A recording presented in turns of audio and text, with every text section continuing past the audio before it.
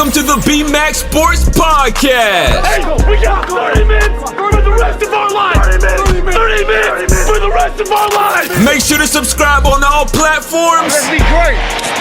Let's be great. Hope you enjoy the show.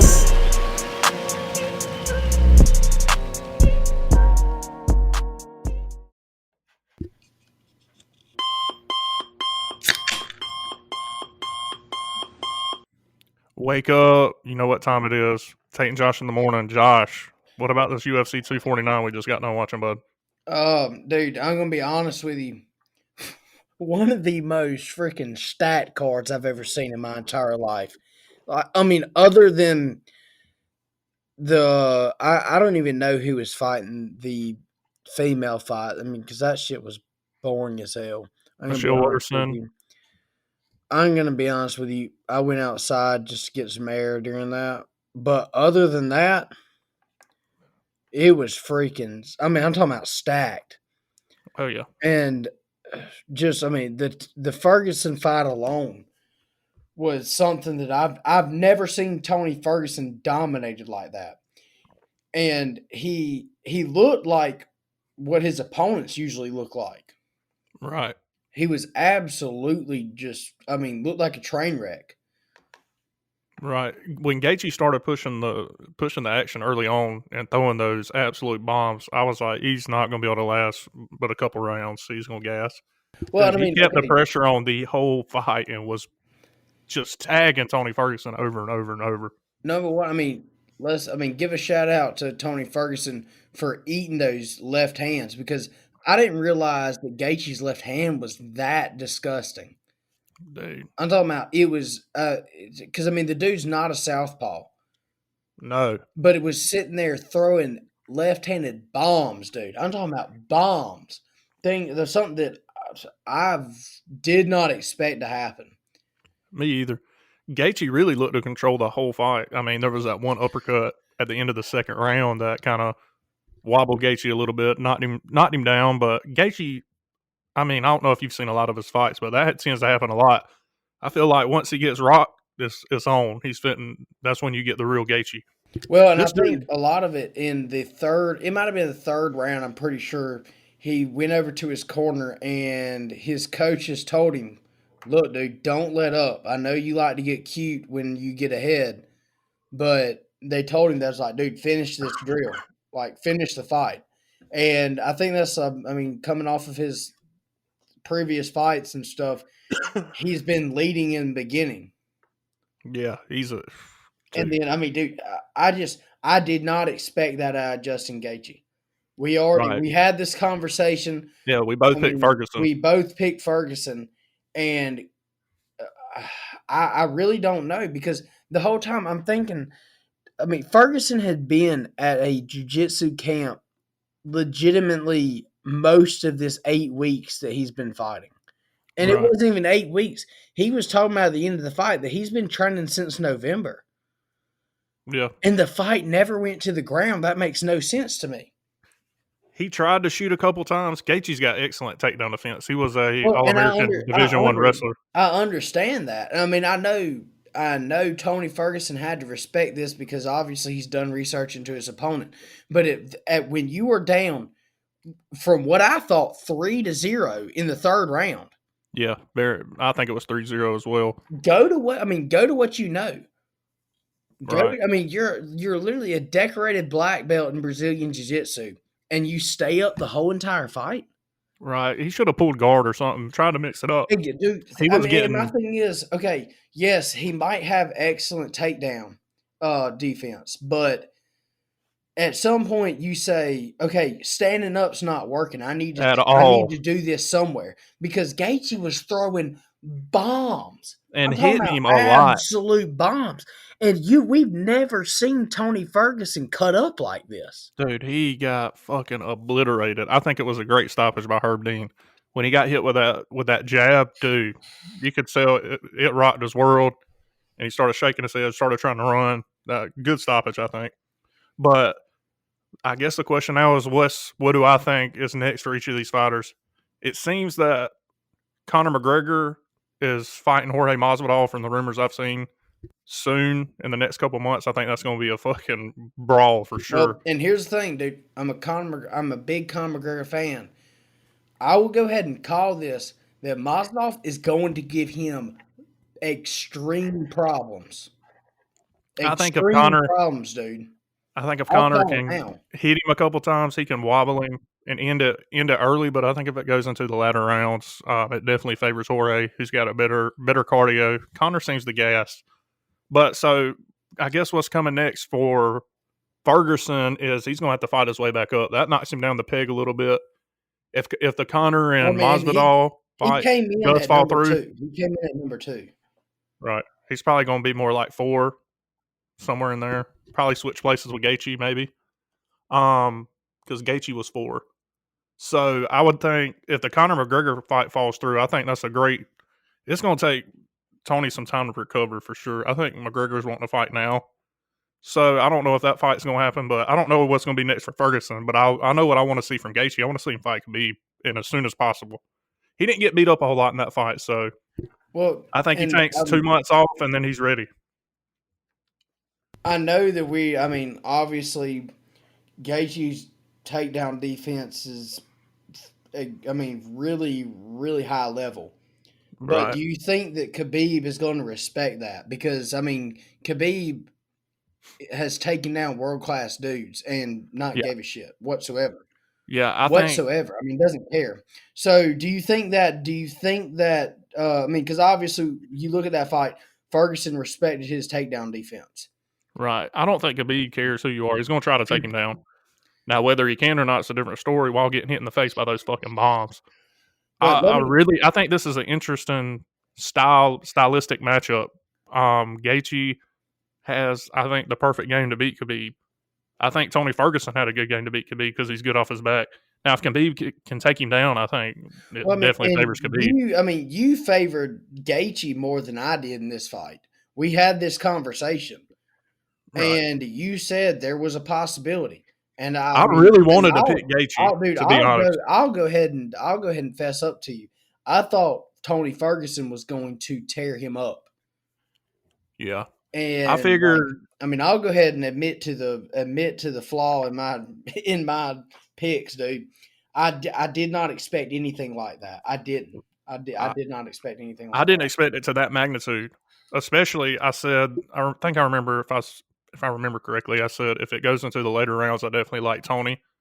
Gaethje hasn't been deep in fights, but he showed he can go 5 rounds, man, and he was still punishing him late in the 5th round. If you go back and look at Gaethje, the man had a busted lip, but you get in any kind of tussle, you're gonna have a busted lip. Yeah, that's it. That's all he had.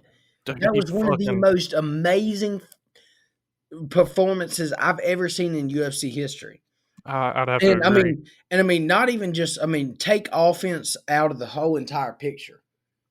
Defensively, that was, because let's not forget, Tony Ferguson is a bad, bad man. Oh, yeah. Let's not forget that. And then Gaethje comes in here and just absolutely shuts his shit down. It down. There was no offense. You had Ferguson getting in a couple fights, but from what I counted, Ferguson threw 2 elbows. And his elbows is one of his main offensive moves, even one of his main defensive moves. Yeah. He's throwing elbows. He threw 2. Yeah, he got knocked off his game plan early in the fight. He was taking some big, big shots. And, even in the 3rd round, he was taking some big shots, and he was still coming forward. I bet Gaethje was like, what the fuck is this guy on? Like, I'm knocking this – anybody else will be knocked out right now. Well, and Joe Rogan and DC made the comment. They said, because we all saw – if you watch the fight, you can probably go back early this morning before you watch this podcast because they usually take it off. You can go back and watch it on YouTube if you catch it real early in the morning. But it was the bombs, absolute bombs that Tony Ferguson was eating. And some of them, dude, was he wobbled like 2 or 3 times maybe? Yeah. Maybe. Right there in the 5th round, once in the 4th round. And I think once in the 3rd round he was wobbled. The absolute bombs he was eating. The first couple left hand just haymakers that Gaethje threw would have tore up a normal man. Oh yeah. And No it was doubt about just, that. it was one of the most, I mean, and like I said, I'm a really big Tony Ferguson fan. It didn't turn out the way I wanted to, but that was one of the most spectacular fights I've ever seen in my entire life. Absolutely, without a question. Like I said, moving on, I want to see Khabib and Gaethje going forward. That's the fight I want to see. I think Conor needs to fight one more time, and he should get the winner. If he wins, he should get the winner of. Well, I mean, do you even think that at this point after that brawl, do you think Conor deserves just to jump right there to fight the? I mean, because we obviously see Cowboy. If Cowboy would have won this last fight, that he obviously, I mean, jumping into a different fight from tonight's card, he lost. Hurts my heart to see it because the Cowboy, I mean, like I said, was one of my favorite fighters. After seeing, I mean, okay, obviously he tore up Cowboy, but I mean, Cowboy got tore up in that other fight. I mean, not saying that he didn't throw down because that was a decent fight.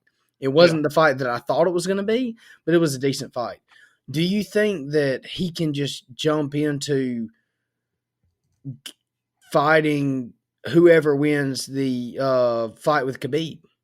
Well, I think if it's Jorge Masvidal he fights and he knocks him out at 170, yeah. But it all depends on who the opponent is. McGregor sits 3 in the rankings right now, so I think Gaethje, he proved tonight he deserved a shot. I have no problem with him getting it. That's what I want to see. And then I think if Conor wins his next fight, yeah, he's probably next in line. So that's the main fight you want to see right now is Gaethje Khabib. Yes, I'm 100% with you on that because, and like I kind of want to see Ngannou and Stipe fight for the title too. I don't even want to talk about that Francis fight right now. I don't want to talk about it because. All right, so we're gonna go to Cejudo next. Let's go ahead. And go down the. Do you want to talk about the Cowboy card before we get into the? Because I mean, I kind of want to talk about that fight before. Okay, go ahead then. We'll talk about that. Before we get into, because I mean, that's the only him and Thug Nasty were the only. Really let's talk about Thug Nasty first. Let's talk about Thug Nasty first. Dude, it turned out exactly how I thought it was going to be. Yeah, he fucking annihilated that guy. If this man ain't on main cards, his next fight, I don't want to see it.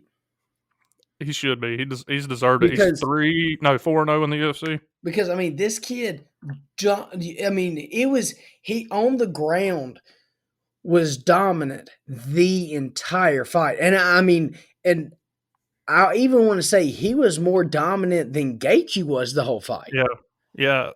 The thing that surprised me is this guy he fought. I can't even remember his damn name, but he talked shit.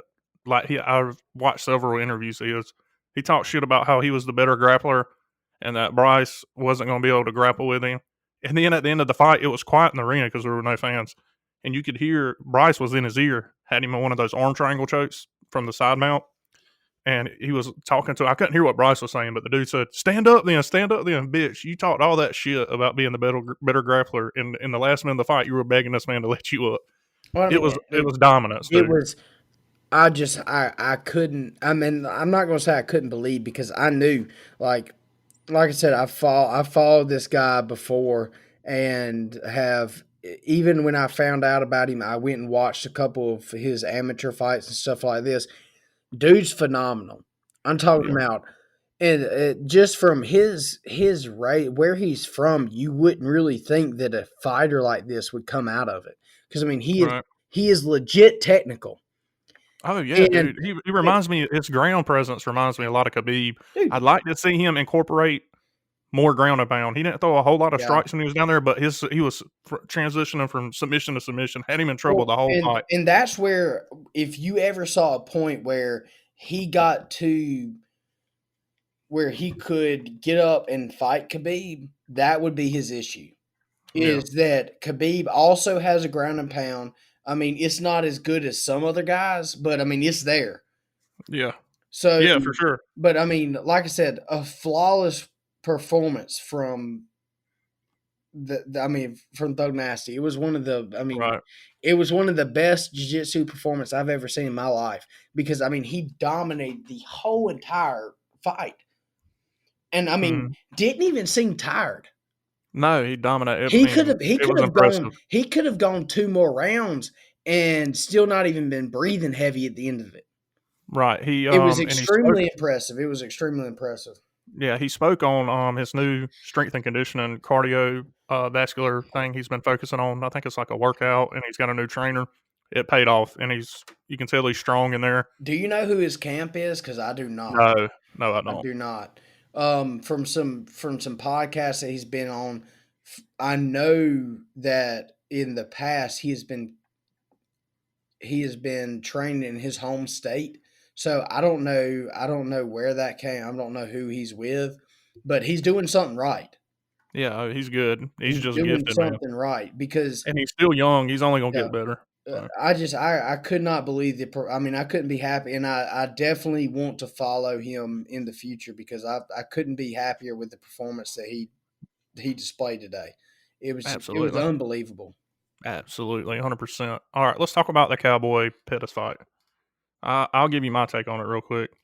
I thought it was close at the end of the fight. I thought maybe the couple takedowns Cowboy secured might have edged him out, honestly. But I mean, I wasn't going to be upset either way. So I mean, it was a good fight. I thought it could have been better, but it is what it is. Cowboys lost now 4 fights in a row, so it'll be interesting to see what is next for him. I don't know what his contract's looking like, how many more fights he's got on there, but I think he's towards the end of his career. Dude, Maybe 1 or 2 fights left. I don't want to be a homer. I really don't. But at the end of the fight, you obviously, I mean, if you were watching, you saw the eye poke that did not get called by the ref. That's an easy 2 to 3 minutes that he gets resting time. Right. Because, I mean, and obviously, if you've ever been poked in the eye, you're not recovering from that in the amount of time that he got. Oh, no. I mean, even 2 to 3 minutes is, I mean, That shit still hurts. that's still in, I mean, so as close as that fight was, I think that I'm not going to say he got robbed because of that. But knowing Cowboy, and I'm going to put in perspective that yes, he's on the decline. He's at the end of his career. I think it was a bad call by the refs. I don't think that it made a huge impact on the way that the fight turned out. Yeah. And like I said, I could just be, because I'm a Cowboy fan, I could just be bitching. You know what I'm saying? Yeah. I mean, it was definitely an eye poke. For sure, there's no doubt about that. Should have been giving him time to recover. So There's no doubt I mean, about that. like I said, I mean, there's not really much to talk about that fight. I wanted to go ahead and kind of poke at it a little bit, just because, like I said, I'm a huge Cowboy fan. I want to see him take at least another fight and win it. Yeah, I I'd don't like to see want him go out on I top. don't want to see him go out like that. I mean, Yeah, it back to back losses. Well, just 4 straight losses, really. yeah, 4 straight losses, and I mean, even if we knock out the Conor fight, because if we're all being honest, we knew what was going to happen there. Yeah. So, I mean, it just, I don't know. It kind of bums me out just because I'm such a big fan of his. Just seeing, I don't want to see his career go out like that. But like I said, Right. I don't know. All right. It was tough. Let's move on to the main card. We had the first fight was Greg Hardy versus De Castro or whatever that. There were some big dudes in there, yo. Greg Hardy, the former NFL defensive end, he got the decision nod. Honestly, I thought this fight could have went the other way as well. I know I picked Greg Hardy, but at the end of the fight, I was like, man, I think he won the third round. Second round was really close, and I think Castro won the first round. Well, and then I'm with you. I think Castro definitely won the first round. I don't know what I mean, and it was like Rogan and DC commented on the fact that second, like in the middle of the second round, Castro was not throwing nothing. Right. I mean, he was just chill. I mean, I don't know what the game plan was. I don't know. It might have. He broke his toe in the second round. Well, but I mean. He wasn't, and that was mostly what he was throwing was kicks. He was really tearing his leg up. Yeah, I was going to say, the leg kicks that he was throwing on Hardy were, I mean, devastating. Oh, dude, he was bruised after the first round. I mean, devastating. Swelling, but I mean, bruised. still, you've got, I mean, guys that have trained that long. And I mean, like I said, neither of these guys have really been in the UFC for a long time. So No. I mean, but I mean, you still, I mean, if you're in a decent camp, you've got to realize that okay, at some point, my hand might get broke. One of my ribs might get broke. My toe might get broke because if you don't land a leg kick just right, there is a plethora of things that could happen to you. Broken foot, sprained Yeah, ankle. I mean, you can hurt a lot exactly. of stuff. So, I mean, I don't know if that was just a blip in the mind of the team that he was with that did not have a game plan after that. Because, I mean, if we're being honest, Castro has some hellacious leg kicks. Yeah, his legs were huge, man. And, I He mean, had fucking and big legs. you're exactly right. I mean, the dude's an oak tree. Yeah. He is an absolute oak tree. So, I mean, yeah, the dude's going to kick you. Obviously, his career is not over with. I mean, No. we're talking That's his about, first loss. as I say, we're talking about his first loss. So you might be looking at seeing Hardy and Castro again, Yeah. fairly soon. I don't know Yeah, if I can it'll see be. that. I don't see it being their next fight, but obviously, I No, mean, probably not. we're looking at the next 2 or 3 fights. Maybe they meet each other again. Yeah. I was extremely impressed by Greg Hardy's poise during the whole entire fight. Yeah. He Um, looked like he a he veteran, really. Like he he'd been in there. really He's did. only been fighting like 2 years. I mean, you look at the man, and he did not ever look shocked the entire fight. Yeah. And of coming out of his former career and stuff like that, you look at stuff and you say, okay, this guy really is not. I mean, he hasn't been in the game for a long time, and like you said, he looked like he is a veteran. He was Yeah. expecting these things. He gets kicked in the leg hard as hell. I mean, dude could have kicked a freaking oak tree and put a notch in it, and Yeah. he's still kicking it. Like, I mean, he Yep. was rolling. I mean, didn't even like you see fighters get kicked in the leg, especially their dominant leg like that, and they get kicked in the leg and they kind of start favoring their other limbs and things like that. But I mean, he acted like it didn't phase him. I Yeah. mean, if we're being honest, he Yeah. I acted like mean, it yeah, didn't for phase sure. him at all. For So sure.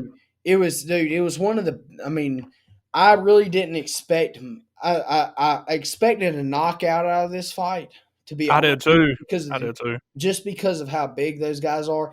And I mean, you were the one who really introduced me to Greg Hardy. Yeah, I'm big on him because I used to watch the Contender Series. It's like a thing where Dana Right. White gets these people in there for one fight, and if they impress, he'll give them a contract. And I seen him on there, and he absolutely knocked this motherfucker out in like 40 I was seconds. gonna say I was like, you holy you shit! introduced me to Greg Hardy, so Yeah, I'm a fan.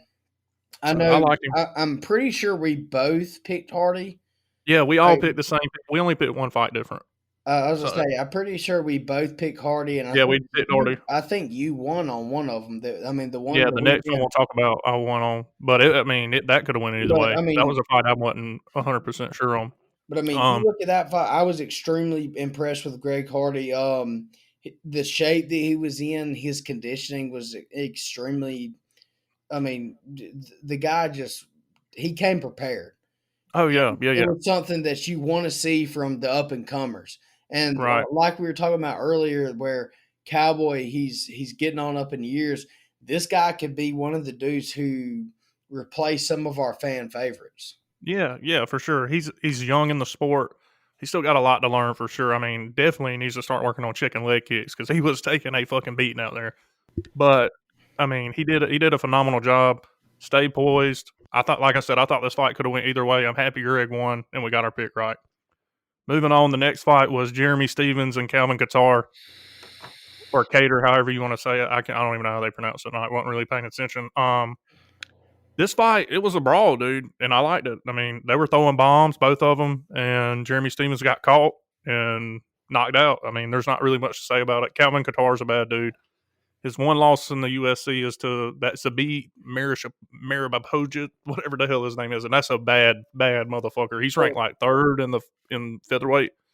And I think Qatar is a testament to you can't always look at statistics and look at, okay, this guy's got better reach, this guy's got, and I mean, it was just to me it was a phenomenal fight. I mean, I liked it. Both of those guys came out, duked it out, and I mean, Qatar just stood out. It was to me personally, he I mean, there was every now and then he had some mishaps and some troubles, but he dominated. Yeah, and this I fight, feel like he I'm telling you, dominated that fight. He controlled it. Jeremy Stevens came in 4.5 pounds overweight, so that really pissed off Calvin, according to his post-fight interview in the Octagon with Joe Rogan. Oh, and he Um, definitely. I mean, he said it disappointed him, and I mean, yeah, I know you're a that professional, man. You got to make because, weight. because I mean, you look at that, and that I mean, that does give him a weight advantage. Yeah, I mean, it gives him an advantage in the fight. I mean, you look at. I mean, yeah, there's no ifs, ands, or buts about it. It gives him an advantage, and to come in and see that kind of, I would say, lack of discipline in a yeah, professional definitely. fighter. I have. I mean, I don't see any way you could be upset with Qatar for being disappointed in him Oh in no, not having that kind of discipline. Because I mean, these guys every day are training, and you come yeah, in 4 pounds when you're talking about in the UFC. 4 pounds doesn't seem much. I mean, I could eat a that's a meal. lot. I could eat a meal and gain 4 pounds tomorrow. But I mean, Yeah, to these guys, a pound and a half is, I mean, extraordinary in what could happen in these fights. So I agree with him where he said he was disappointed because, like I said, Stevens is a good fighter. So I mean I can't complain with his comments at the end where he was talking about he was oh disappointed. no. I mean, that's part of your job as a UFC fighter. That's what you get paid to do. You should make sure you're on weight. And like I said, Jeremy Stevens getting on up there in age and in fights. Your body only has so many weight cuts in it. He probably needs to make that jump to 55 or retire. Is what I would think.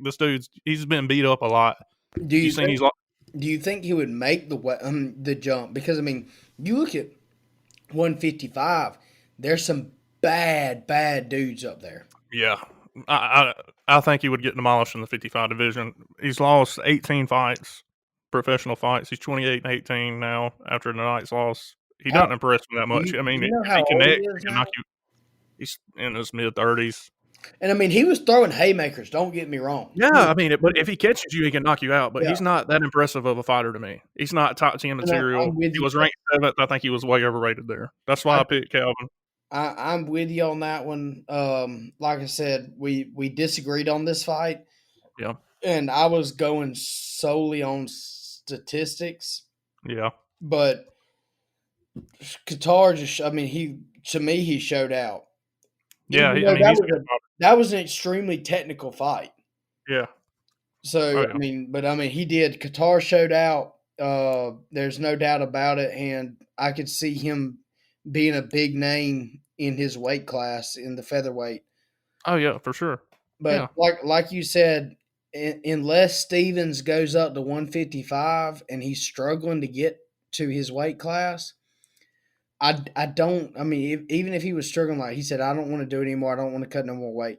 Even if he goes up to 155, there's haymakers, dude. There's Yeah. absolute killers He's in not. He's not going to be 155. successful. But if he wants to fight again, I'm Dana White. He's missed weight a couple times in his Right. career. I don't I see. would be like, look, you're going to 155 or you're out. It is what it is. Um, You've done a I, lot for the sport, and you've had a lot of good fights, a lot of big knockouts. I could But definitely see him retiring off of this yeah, because, I like I could said, too. I don't see him surviving in 155. No, he wouldn't. He wouldn't. He wouldn't even be. I don't know.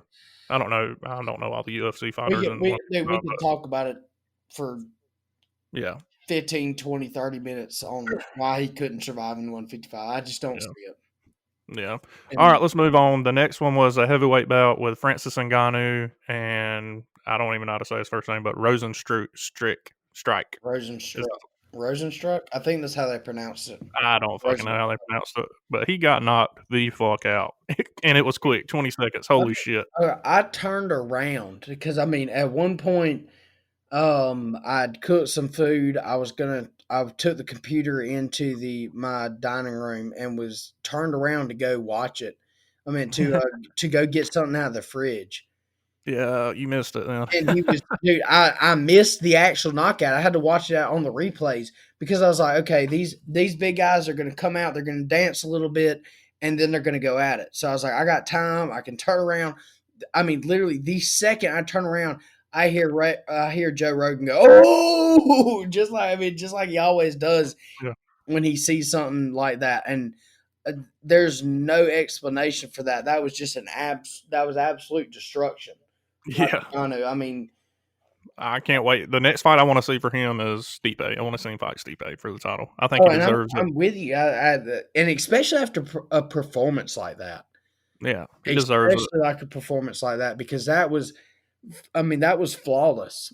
I mean, he came out, and to me, that just shows that he has no respect on anybody's name. To be honest Yeah, with you, I'd because love, I'd love to see him fight Stipe.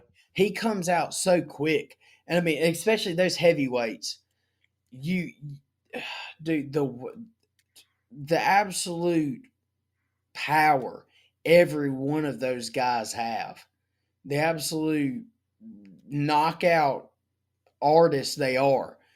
You've got to respect that game. And he went into that fight just giving no shits whatsoever to Rosenstruck's power. Yeah, and Rosenstruck's a knockout artist And himself. you're exactly right. I mean, I couldn't believe that he shot in that fast, and that he pieced him up. I mean, you come in, he missed the first stroke, but after that, he pounds him. I think it was a left. I could be wrong. I It can't. was the left that he knocked him out with. I think it was a left that he hit him with that was just absolutely a power stroke. And then he hits him again with another left, I'm pretty sure. Because I think he missed with the right and then hit him another time before he Yeah, hit the ground. And that was just a finisher. yeah.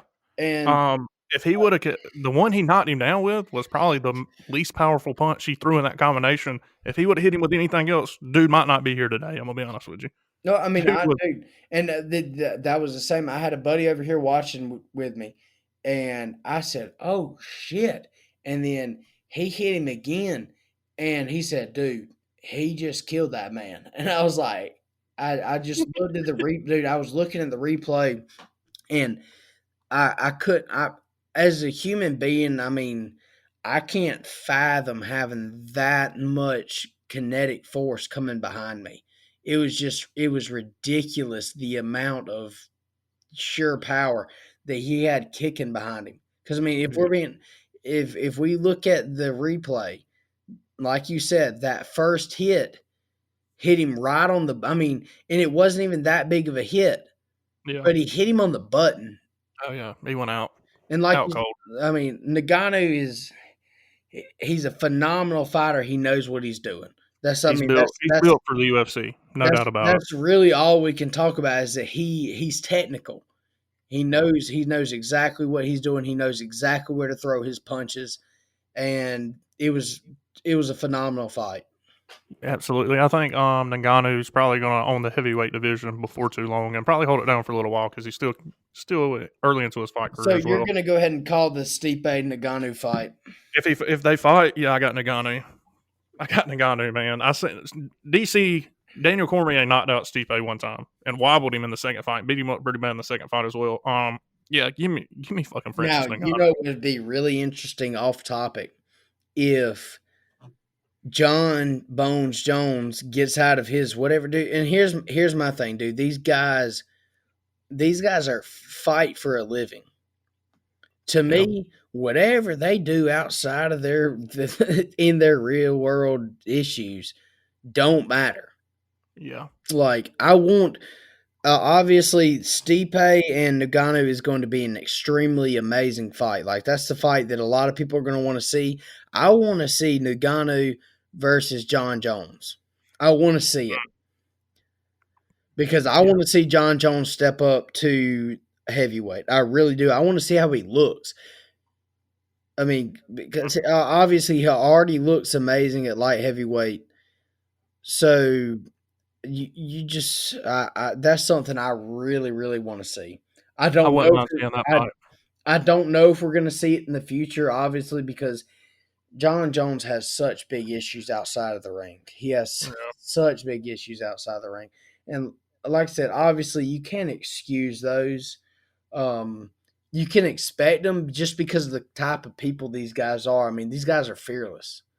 Right. They walk into the ring every time, and I mean, if we're honest, you can. I mean, these guys don't know if they're going to walk out of the octagon when they come out.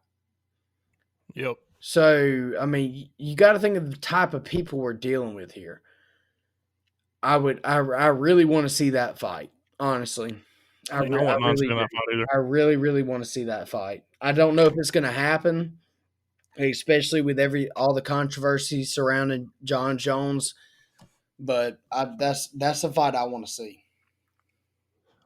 I second that. I'd like to see that fight. I think it'd be a pretty good brawl. Moving on to the next fight on the main card, it was Henry Cejudo and the self-proclaimed bantamweight king, Dominic Cruz. I cannot stand Dominic Cruz, dude. His fight style just irks me. He literally never knocks anybody out. What? Before we get into it, do you think the stoppage was early? No. He was fucking rocked, and he got punched 11 times without defending himself. This is the argument I had. I think it was a late stoppage. I think he should have stopped it when he got hit about 5 times in a row and didn't. As I say, this is the argument I have. I'm with you. I think I had a buddy here that he said it was too early. He was trying to get back up. At that point, the man got stroked 6 to 7 times before he even picked his arms up off the ground.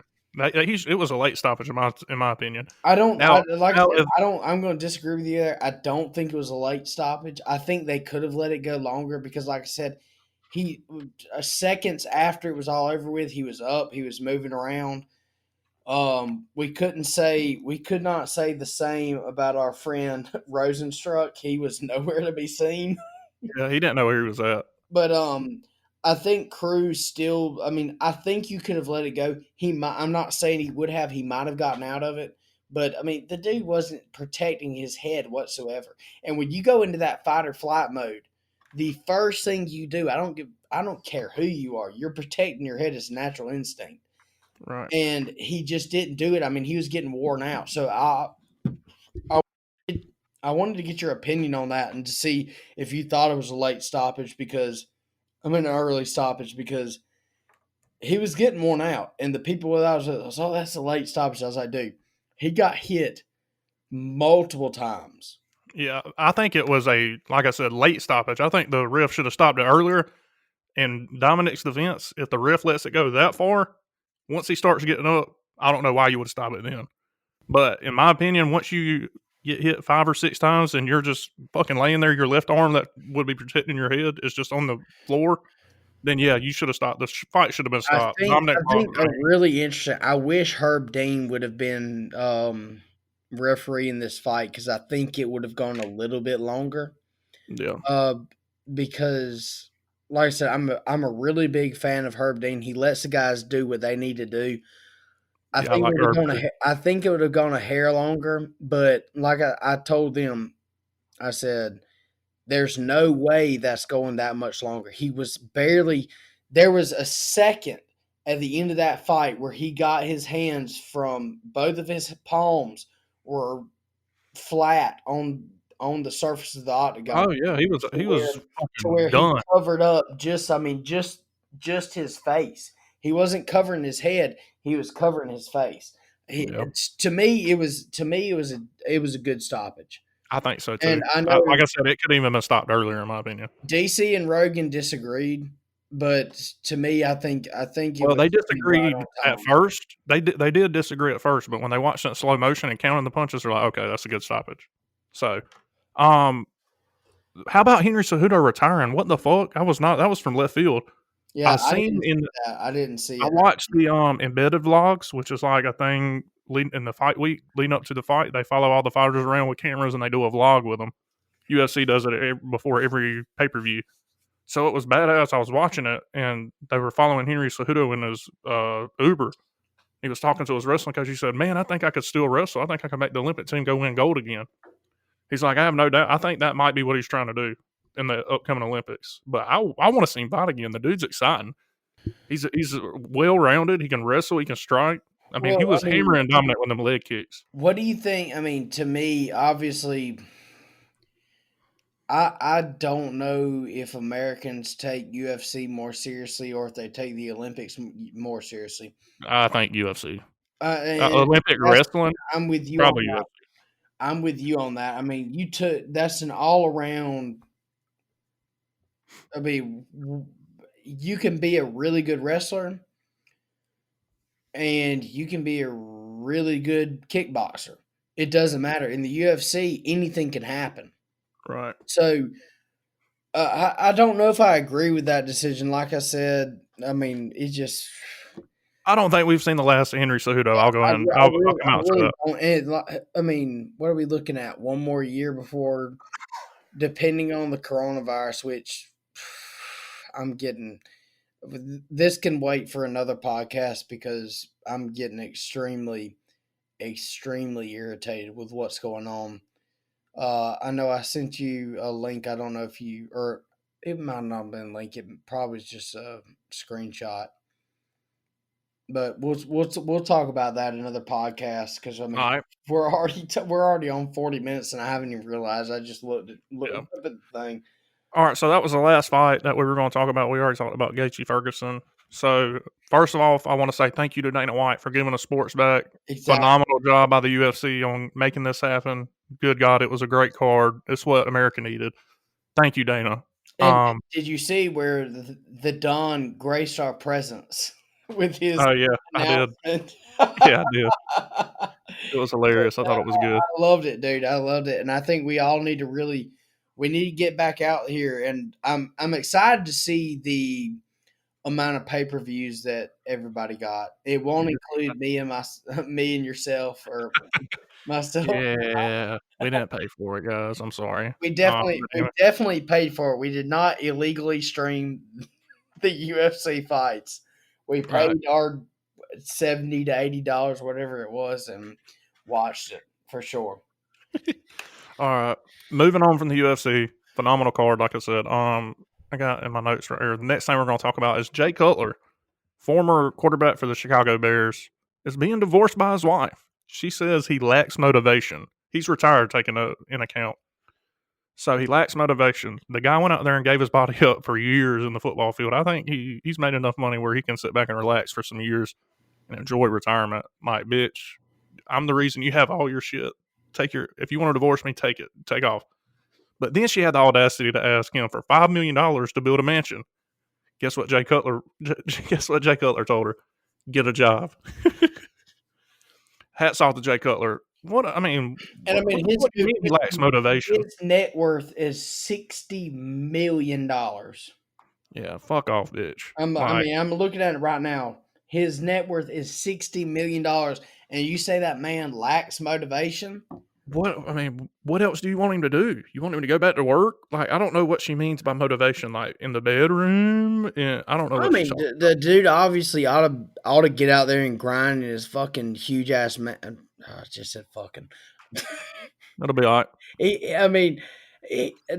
What do you expect him to do, dude? If I had $60 million, I'm chilling. I wouldn't even make my own goddamn coffee in the morning. Yeah, I'm chilling. Big chilling. He gave up. He played for the Bears, who doesn't have a strong offensive line. He took a pretty good beating in his career. I think he deserves to sit down for a little while. So I'm on Jay's side. Fuck her. Let her go do what she wants. Give her money, whatever the courts are going to decide. Hopefully you signed a prenup. You probably didn't because you just probably didn't. But you'll get her money. You'll pay her alimony, whatever, and then you move on with your life and you sit back and enjoy your riches that you've earned. That's what I'm saying. Once he gets rid of the old lady, he can just ball out. Yeah, then he can have a penthouse, and then he can send her Snapchat or put up on Instagram with bad Instagram models. Like, look, bitch, it's good. That's what I do.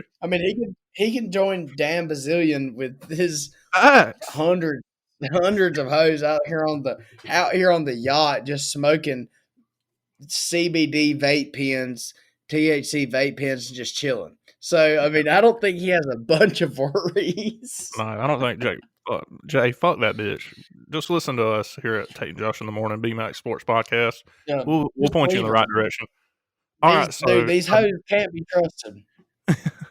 All right, so another NFL player is having marital issues. Earl Thomas, safety. I don't even know. Safety for the Ravens, I think. Gets caught with his brother and somebody that's not his wife in bed with multiple females and his brother having an affair. His wife pulls a gun on him, and held him at gunpoint. So I have a few problems with this. One, how did he get caught? He left his location on Snapchat. That's the number one. That's the number one rule, guy. If you're fitting to run around on your old lady, don't leave a paper trail, buddy.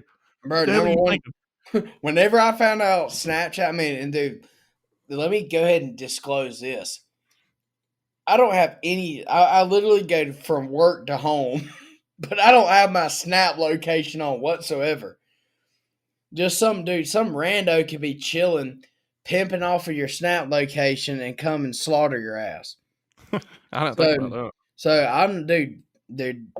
I whenever I found out, I mean, they sent a notification that said, okay, Snapchat now has Snap Maps that shows you. Dude, turn it off. Yeah, I've already turned mine off. Mine's been turned off since the beginning because nobody needs to know where Josh Hutto is whatsoever. Right. Not that I'm out here scheming. If you need to find me, I'm at my house or at work. Not recently because the some bitches won't call me to tell me to come to work. But I'm either at my house. So last couple weeks I'm in my house or I'm at work. That's all. If you need to find me, I'm there. All right. So, and then my second problem with this is he left his gun at home because it was his gun to use. Don't leave the house without the strap, homie. So, especially if you're out running around your wife and she could possibly use this deadly force weapon against you and kill you. So, I mean, I didn't hear about this. So she held him at gunpoint, but at this point, you can't call the law because it's not illegal. Right? Oh no! What she did was illegal for sure. So, but she held this man at gunpoint and drug his ass out of there. And now, and the third problem I have with this, of course, is he's with his brother. That's not something I want to partake in. Seeing my brother's Johnson. That's just me. That's really odd, dude. I mean, I don't. It's odd. It's odd at any level. Like I don't even know if I want to speak on this. So now he may be losing his job because of this. Because there's a lot of course, law people involved with this, and a lot of allegations going around. Maybe some drugs were involved. I don't know. Who cares? I mean, really. I agree. I tend to agree with you. They have so much stuff like, I mean, like we were saying with John Jones, like you obviously know these dudes going into an octagon and beat the brakes out of each other. And okay, maybe the dude likes to do cocaine on the side. Who gives a shit? Maybe it's not giving him a competitive advantage at all. So maybe probably hurt him. That's what I'm saying. Maybe Buddy likes to go and double penny with his brother on some random side chick. Who cares? Like I don't see it bumming your job out. And who knows? I mean, with the recent controversies that John Jones has been through, who knows if we'll see this man fight again? He might get his belt stripped. Yeah. I think it's coming because I think he's going to at least be suspended for a little while. If nothing else, so I think that's what I'm saying. Who cares? Like, I don't care. I don't care if the dudes do steroids. To be honest with you, I would love to see a bunch of jacked ass dudes in there beating the brakes out of each other. But I want Montana either. At this point, who cares? Like, these dudes are rock stars. I mean, we used to see John Lennon. All these dudes were snorting cocaine off of hookers' titties. And then we're going to cry about some dude cheating on his wife? I'm not crying about it at all, so I agree with you. That's what I'm saying. Like, I mean, obviously, I don't care. Like, I really don't. Like, let's see these dudes go out there and do what they do. They ball out, they fight, they do whatever.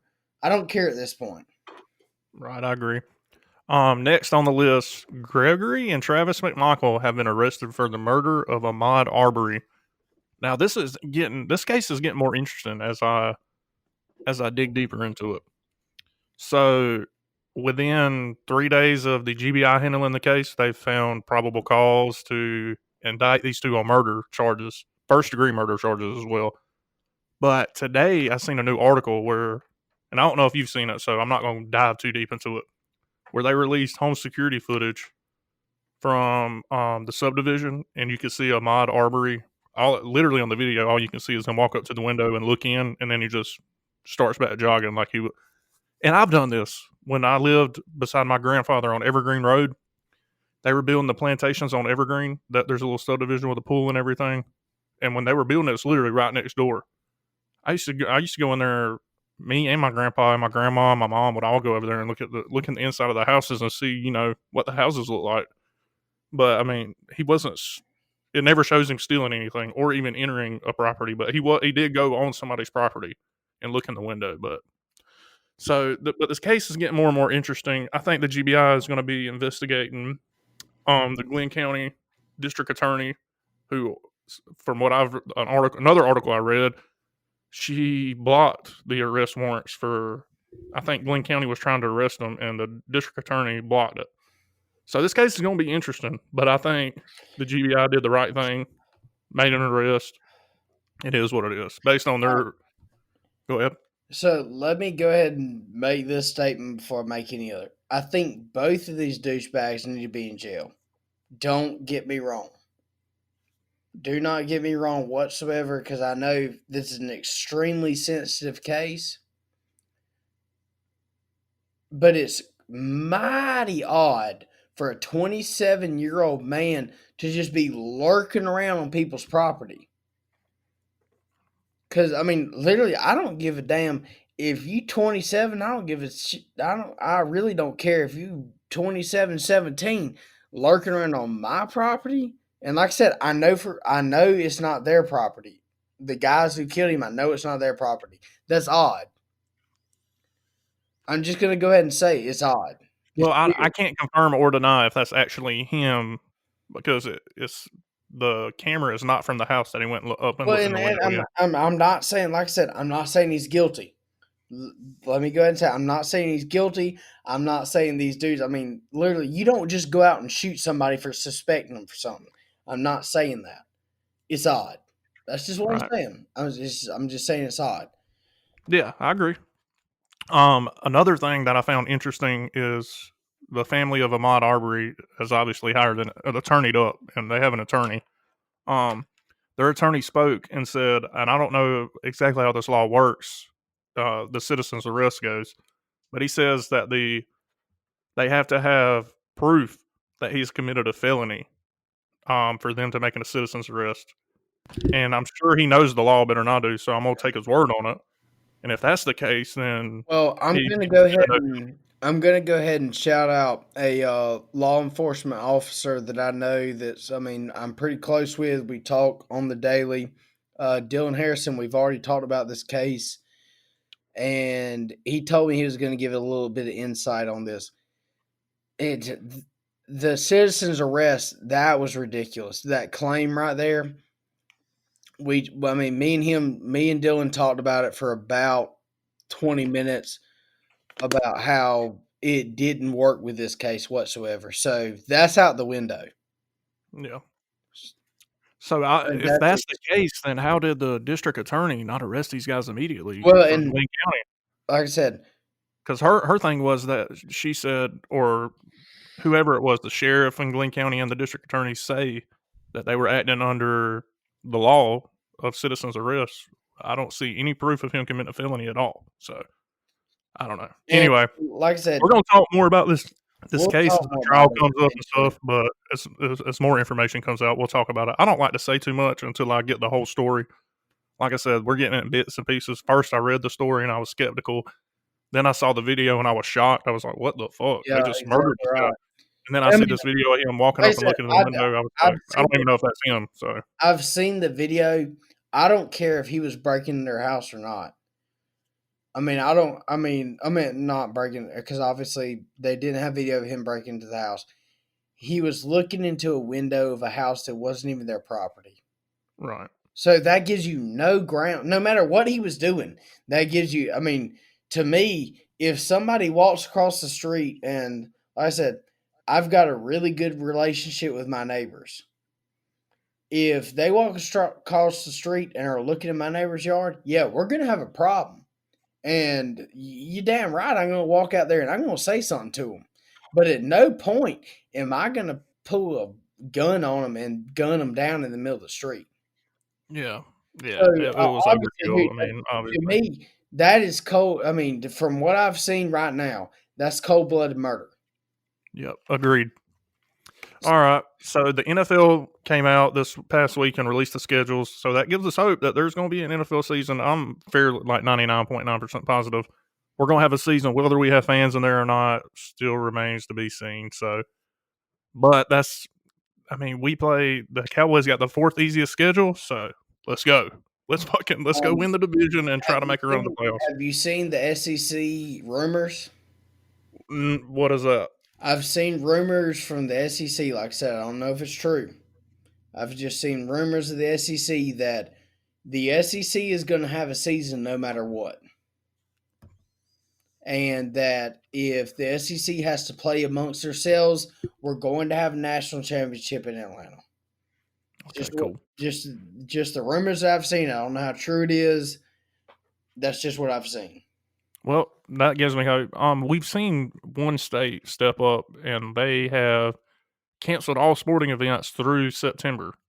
So Oregon will not be playing in September if this holds true. And Ohio State, I think, actually, is supposed to play at Oregon in September, early in the year. And I mean, that's the game everybody's looking forward to. I want to see that game. So it looks to me like Oregon's not going to be playing any home games. They're going to be playing either at a neutral site outside the state of Oregon, or they're going to have to make the trip to Columbus, Ohio, and play in the Buckeye Stadium. So, well, I mean, here's what it's so far out. September's so far away. How are you already fucking doing that? It disappoints me so much because you've got states where you're going to say, okay, go ahead. I mean, you got to think, we're in May right now. Right. And like the middle of May. I mean, it's May 10th. Not even the middle of May. It's May 10th. We're not even. They made this last week. And you're already making decisions? Yeah, that's why everybody was confused on Twitter. I think it's not going to hold up. I think there will be football played in Oregon in September. Screw them. I mean, I don't care. As long as Florida plays, I don't give a fuck. Dude, I mean, honestly, if you're looking at it, how relevant is the Oregon football team? Mario Cristobal has a. I mean, I think he's turning the program around a little bit up there. Dude, screw him. I mean, if he doesn't, I mean, because obviously he has pull. I mean, no matter what you think, football teams in any state have pull whatsoever. They're going to be talking to people, especially nowadays. They're going to be talking to government officials. Right. So, I mean, you got to make your claim, dude. I'm sure he will. And if you don't make your claim, dude, screw you. It's the same thing goes for California football. You're not even fucking relevant. You're not even UFC. Sorry, you're not. Even UFC, they're not fucking relevant. I mean, I'll bet my left fucking nut that they're not going to be in the Final Four. So who cares? Yeah. Let them ride. I mean, if they want to be pussies and they want to stay up in the house, that's fine with me. Because I mean, it's not going to affect anybody else's football season. Agreed. So I mean, all right, let them ride. We've already touched on our next topic a little bit, but so we can actually just skip it. We've already talked about McGregor Masvidal. I mean, I think it's going to happen as long as all the financial things work out. Of course. Want to go ahead and make predictions? I got McGregor. I think McGregor is just he's so unorthodox. His movement, the angles he creates, and you saw it in the Cowboy fight. He's really focused right now. He looked powerful out there, man, and they're going to be fighting at 170, obviously. Connor's looked good at 170. I like Connor. Masvidal his last fight was Nate Diaz. I don't really care for Nate Diaz. I think he gets beat up a lot, and the only reason he wins fights is because people literally get tired of beating the shit out of him, and then he submits them. But that's my take on the Diaz brothers. I think their cardio is unmatched, of course. Not really a whole lot of knockout power. They're good on the ground, good jiu-jitsu guys. But I would have to go with McGregor if they were fighting tomorrow. I'd have to go with McGregor. We just saw what unmatched cardio did. I mean, You look at Tony Ferguson. Cardio is he's got better cardio than most people in the entire world. World class.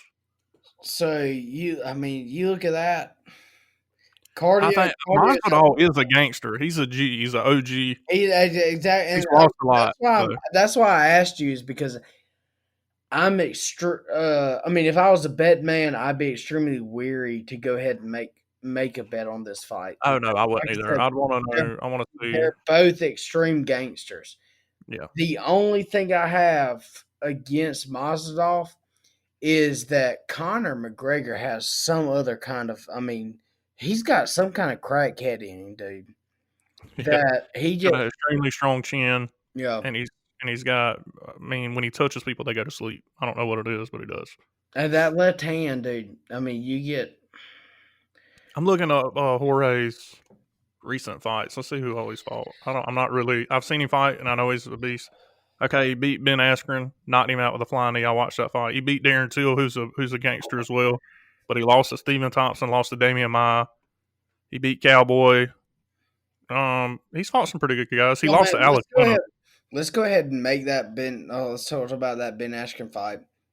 I don't know if he would have beat Ben Askren without. I don't either. I don't know what the fuck Ben Askren was doing. That was the most unorthodox, freaking crazy thing that I've ever seen in my entire life. Yeah, I don't know if he beats Ben Askren either, honestly. I don't know. Without that flying knee, I don't know if he beats him.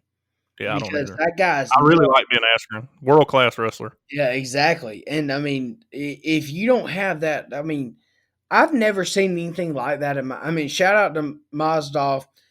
That was amazing. That was one of the most amazing things I've ever seen in my entire life.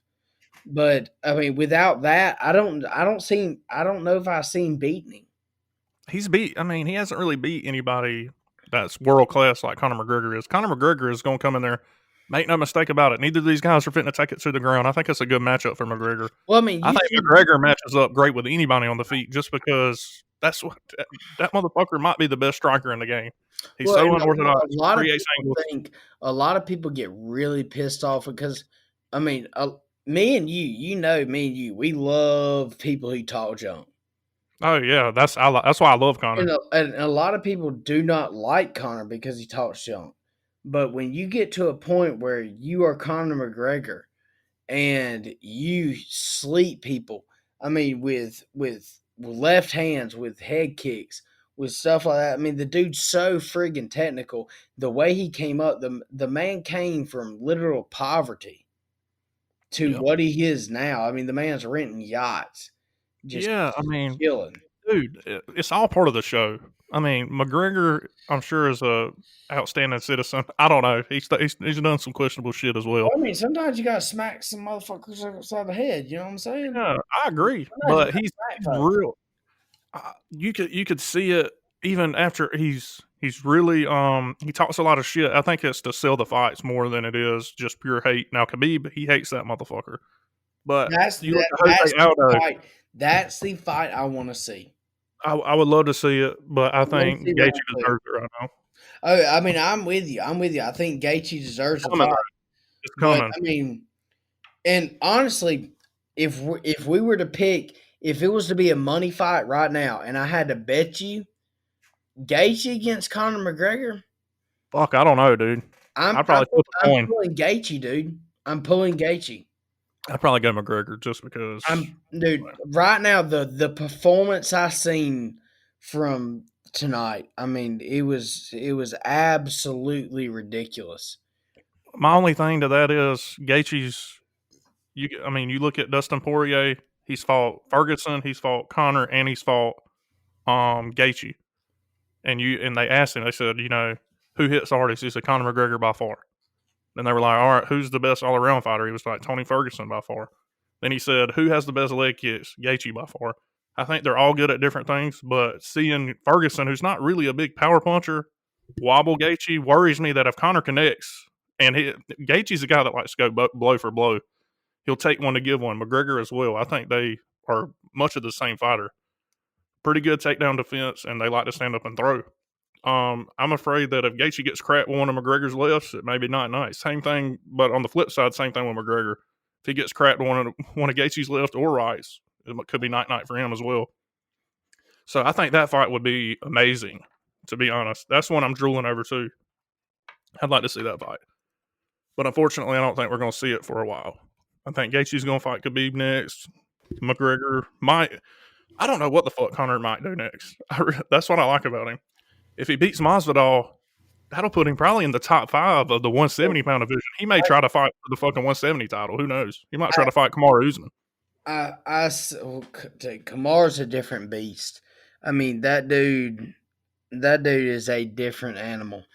But I don't see McGregor fighting anything but towards leading him to the title. I really don't. McGregor wants to see that belt. I mean, he's already seen the wealth. Yeah, I mean, he's a set for life. He's already seen the wealth. That's it. Well, So, I mean, you look at what he's going to be fighting now. I see him fighting Masvidal, obviously, because he can't just hop into the belt just like that. You know what I'm saying? I mean, especially after Cowboy lost this round, I don't see that putting him in a position where he can just run off into getting the belt. I really don't. yeah, he needs at least one more fight, maybe multiple. I want to see him fight 3 times for the end of this year, and I think if he fights, he's already before August, already said he wanted to fight 4 times this year. I think with probably COVID, 4 with the COVID. 4 is probably a reach. 3 I could see though for sure, which would be the most active he's been in a long time. He could fight again. Let's say it's May, June. I'd probably say he could fight again July, August. Which I mean, by the end of the year, especially with Dana buying Fight Island, we could be seeing some of the most stacked cards we've ever seen in our entire lives. Yeah, I'm excited. Literally since 2001. What do you think about, since Gaethje didn't take a whole lot of punishment, what do you think about the co-main events is what I would call it. Gaethje, Khabib, and McGregor, Masvidal on the same card. That would sell the shit out of some pay-per-views, right? Man, I don't know, because there's so much. McGregor's going to sell regardless, and then you got that main event, Gaethje, and after the performance Gaethje just put on, people want to watch him fight again too. That could make the UFC a lot of money, but we're not. I mean, like I said, we're not talking the UFC making a lot of money.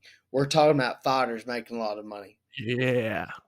So, I mean, I don't know if Conor's looking for a belt, and Conor being the face of the UFC.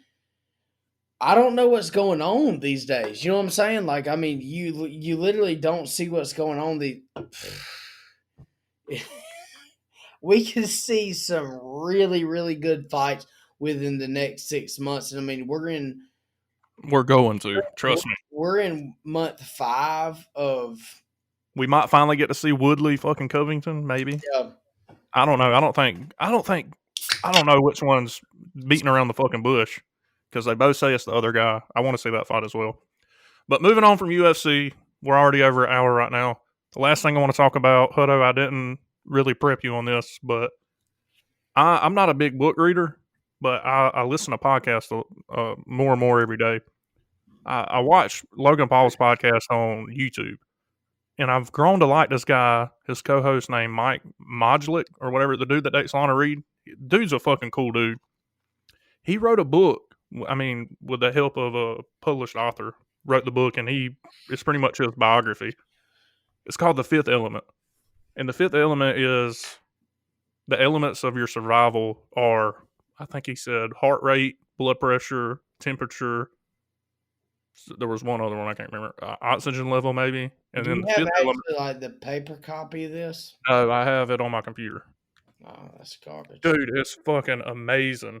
But basically, I'm not going to get into it too much because I don't want to ruin it for you. But basically, this guy came from he lived in like Connecticut, I think, or Massachusetts, somewhere over there. It really doesn't matter because I don't give a shit where he lived. I just want to hear more about his life.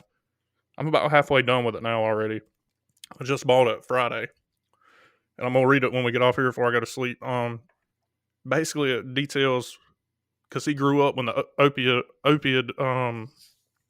whatever the fuck, however the fuck you pronounce it, epidemic started in America, and he was there from the beginning till, I mean, when they stopped making OxyContin so readily available, a lot of these people addicted to opiates, jump to heroin. So he's been through all of it, sold it, made his money, and now he's a recovering addict. Been clean for I think 10 years, somewhere around in there, and now he's living it up in Hollywood. So it's a great book. I'm just gonna go ahead and say it. Awesome so far. Well, I So mean, if you're getting into it, I'll probably order it on or buy it online just so I can go ahead and read it. yeah, And it's only then $9. we'll talk about it further, and I'll go ahead and read it. I think we'll dive into it, especially because the way things are today, just especially with kids, like you look at people who are half as young as we are. And there's some people that I know, and like I said, I'm not going to name any names that are because, like I said, my brother is 5 years younger than me, so I know a lot of these younger people. And not saying that my brother's into any of this shit, but there's some people that's been into this shit that I know for a fact. Like I know these people, and it's a sad turn of events, to be honest with you. And so I think let me read this book and we can really dive into some Oh, stuff it's like good. this. You'll love it. Like I said, we'll really like dive into this. We might, I mean, because obviously, if we read a book, I mean, all of y'all know me and Tate. We can sit here and talk. We talked almost 45 minutes about just 3 fights. Yeah. So There's a cool thing called Audible. You ever heard of that? Where yeah, it yeah, reads it yeah. to you, kind of like a podcast. I think you'd enjoy that. So It's on Audible. one thing I really want to, like you said, this might be the last thing we're talking about. One thing I want to bring up is just because within the last week, Governor Kemp has opened up the state of Georgia, and Georgia reports the lowest number of COVID patients within a month. So, do you have any opinion on that? Do you want to do some uh, research on that? Yeah, let's do some research, and I'm sure we're going to record again probably Monday night sometime. Yeah. And we'll talk about it then. Let me do some research on it. Well, it's been a freaking blast. I mean, we've got Oh yeah, that an was hour fun. and 12 minutes at this moment.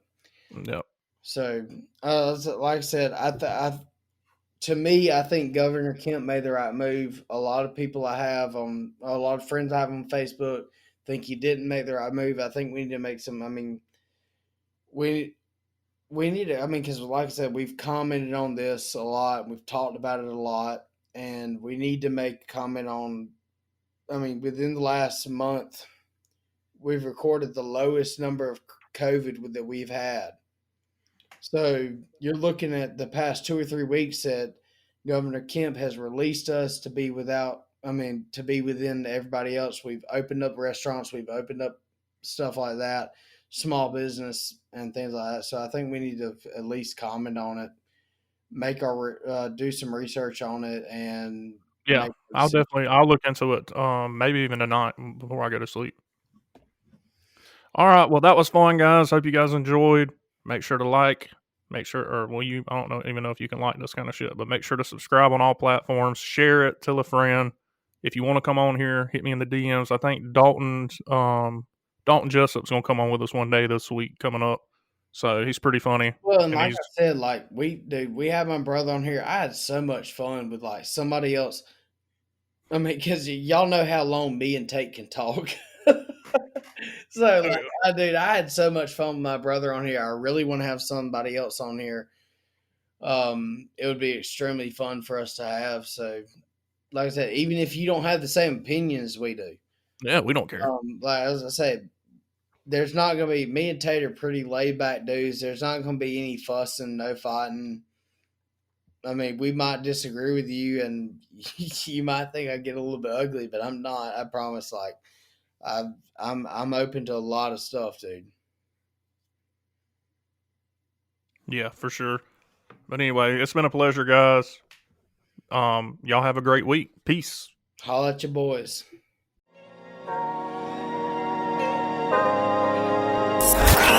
Thanks for tuning into the B-Max Sports Podcast. 40, run, Lindsay, 25, 20, 15, 10, 5, Lindsay, stop. We hope you enjoyed today's episode. I love the show, guys. You're awesome. Listen, my whole family loves it, man. I never miss an episode. It's the best. We'll see you next week. Go rock this thing, huh? Love you, man.